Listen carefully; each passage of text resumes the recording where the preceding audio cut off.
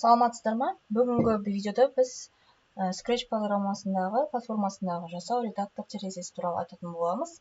Алдымен өзімнің басты бетімізге кіреміз. Осы жерде сіздерде «Здравствуйте» деп өзіңіздің аты жөндеріңіз жазып тұрады. Алдыңғы видеода біз видеода көрсетілген болатын, что мұғалімнің логин паролін қалай ашуға болатын, аккаунтын қалай ашуға болатын. Мои классы деген бөлімге кіріп, ары қарай жұмыстарыңызды жалғастыра берсеңіздер болады. Оқушыларды кіргізіп, енгізіп, сол оқушылардың проектларын, жобаларын ары қарай көре берсеңіздер. Басты бетте бізде не орналасқан? Басты бетте алғашқы жаңадан енген қолданушыларға негізгі стартовый проекттер орналасқан. Одан кейін барып жаңалықтар бөлімі бар орналасқан, ұсынылған жобалар, ұсынылған студиялар, және де ол студия бойынша Scratch студиясының өзінің жеке дизайндары орналасқан, әртүрлі қоғамдастықтар орналасқан, қоғамдастықтарға ұнаған топ жобалар, және де ең соңында әртүрлі ақпараттың нелері орналасқан. Енді осының ішінде бізде жасау редактор терезесі бар. Ол бізде жоғарғы жақта создавай деген батырмада орналасқан. Соның ішіне кірген кезде сіздерге онлайн Scratch программасының онлайн редакторы ашылады. Осы жерден settings деген жерден тілін ауыстырып алсаңыздар болады. Мысалы қазақша, бізде қазақша. Мен жақта орналасуда. Қазақша деп ашып аласыздар. Және де кәдімгі өзіміздің компьютерда орналасқан не бойынша солай орындай берсеңіз. Мысалы фонды қойсаңыздар болады. Тура сол компьютердағы орналасқан фондар да осы жерде бар.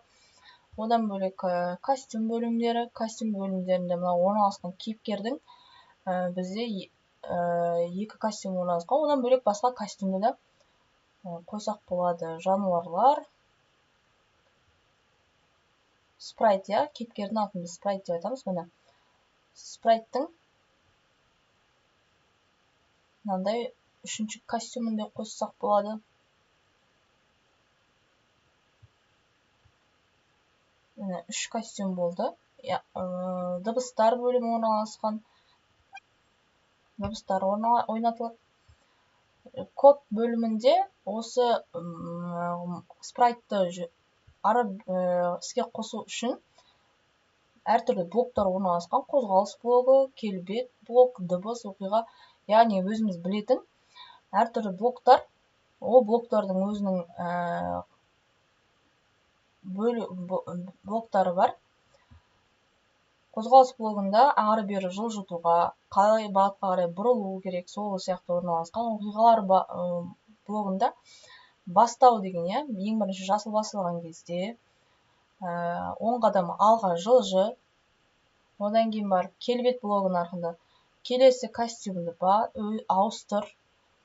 Содан кейін 2 секунд бойы сәлемдеп айт.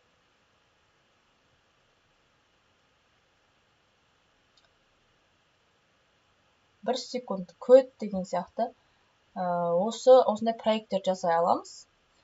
Мысалға бассақ, сәлем деп айтты, келесі костюмға ауысып. Әр басқан сайын өстіп проект жасалынады. Осы проектті жасап біткеннен кейін сақтаймыз. Қазір сақталды. Бөлісу деген батырманы бассаңыз, Untitled дегеніміз өзінің жобаның атауы.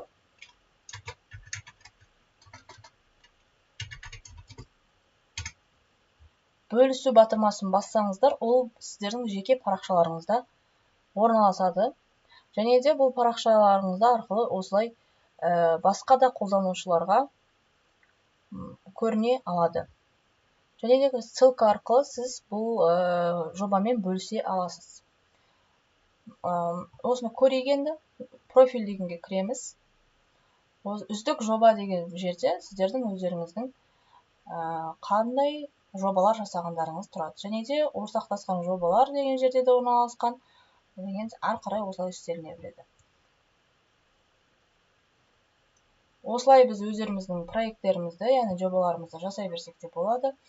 Одан бөлек басқа да бөлімдер туралы тоқталынады. келесі кездескенше сау болыңыз.